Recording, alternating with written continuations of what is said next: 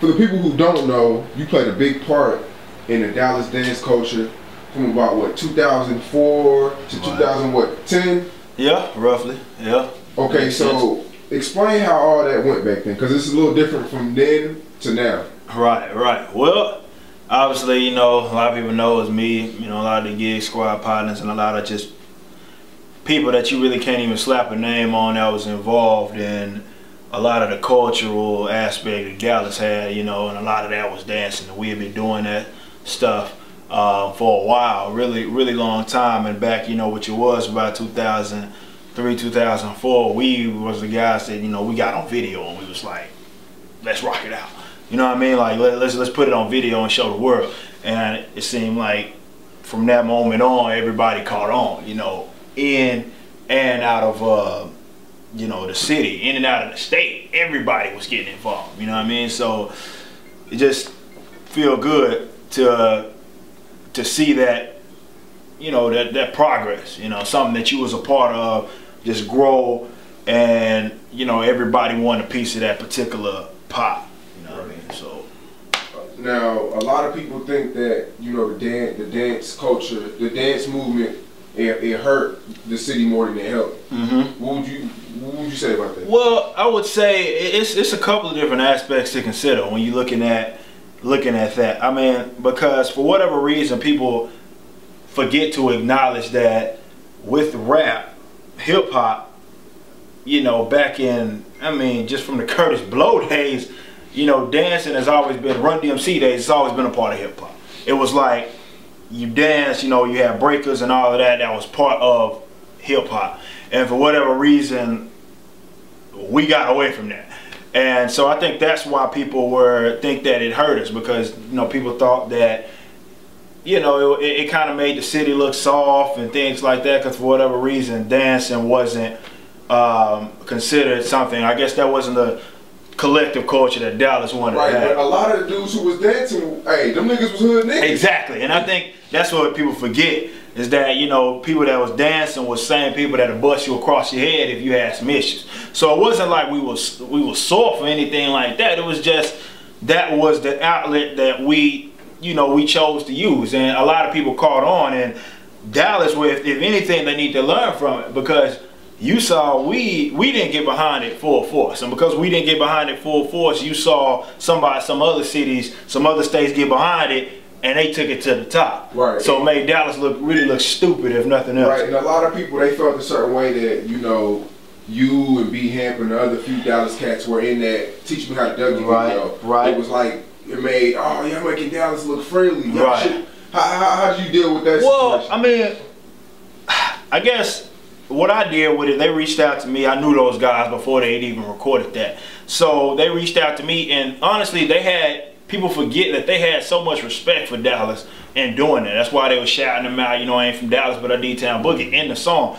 And they went out of their way to reach out, because they wanted people from Dallas to be a part of that particular music video. So it wasn't like they were trying to exclude us or anything. They were, and I was humbled by the fact that they would even reach out. You know what I mean? So people, you know, they got the, you know, they might have not liked how it made us appear, you know, but I think it was more so if we would have just embraced it and accepted it and kind of capitalized on it, it would have went even further, because they knew, and they even acknowledged that it was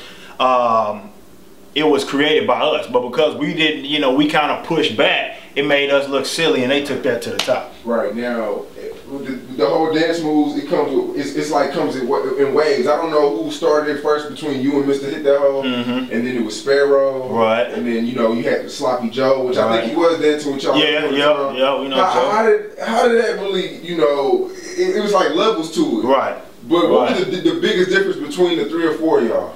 Well, I mean, most of us is just, honestly, we were all from different areas, if you think about it, you know, with Hit That Hole being from his side of Dallas, me being from my side of Dallas, Sparrow and them being from their side of Dallas, and we was honestly different, you know, Dallas has subcultures as well, and it has, you know, as you age, you know, the dancing process kind of changed. So when I was coming up, you know, I was dancing around these particular guys, and my influence came from like an era before me. You know, I was looking at like New Jack and stuff like that when I was dancing. So I was looking at Bobby Brown and them like that. And as opposed to like, you know, Sparrow, I think they were looking at, they were young guys when we were putting out stuff. Pat Sparrow was like in, you know, middle school. You know, we was, you know, not even middle school, because I was in middle school. So he was in elementary and intermediate school. So they saw us. So I think that was more so what it was. It was like you had one, I guess it was a generation thing. You know, that was a big thing. You know, generation did this. This generation took from that, made it their own. And I think that's probably the most beautiful out of all of that, is that everybody put their own spin to it. You know what I mean? But it's like, it's now, it's like the dance culture really fell off. Yep. It's like a lot of people bashed it to where it's the corny thing to do now. Right. And it's like a lot of the dancers turned into artists. So do you think that it's gone? Now that it's almost completely gone, there's almost no videos being made, and it's not helping the city? Well, I would say, I mean, look at where we at. Like, look at Dallas. You know, I've been out of the city for a long time, like over half a decade. And, you know, I come back and I feel like there hasn't been a whole lot of progress. You had the guys that, you know, that come up, you know, get some success. But I mean, from a national and international standpoint, there hasn't really been anybody that just came out.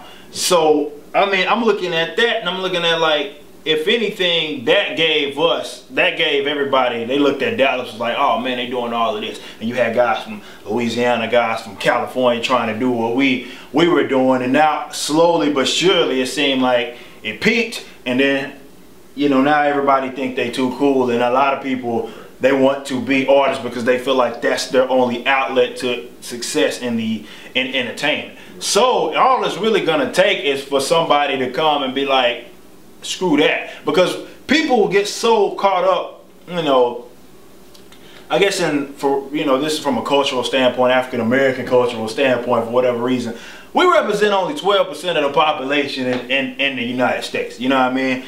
There is other outlets. I'm not saying, you know, you say screw your people or anything like that, but there's other outlets aside from us. And I think once people start thinking like that, they stop caring about whatever, you know, because that's what happened. People are like, oh, well, this person, my own people are bashing what I'm doing, so I don't want to do it no more. As opposed to these other cultures, they think that's the coolest thing in the world. And as opposed to thinking like that, looking at the grand scheme of things, everybody was stuck in this box. And they're like, well, this person doesn't like it, and then that's because this person don't like it, I don't like it, and then slowly but surely kind of fell off. As opposed to just embracing it, taking it for what it's worth. Nah, just because you dance don't mean you soft or anything like that. You just take it for what it's worth. It's entertainment. You know, you take it for what it's worth and you take it to the top, as opposed to just, all right, looking at it and trying to impress your neighbor. You know, that's a moot point, you know, I think.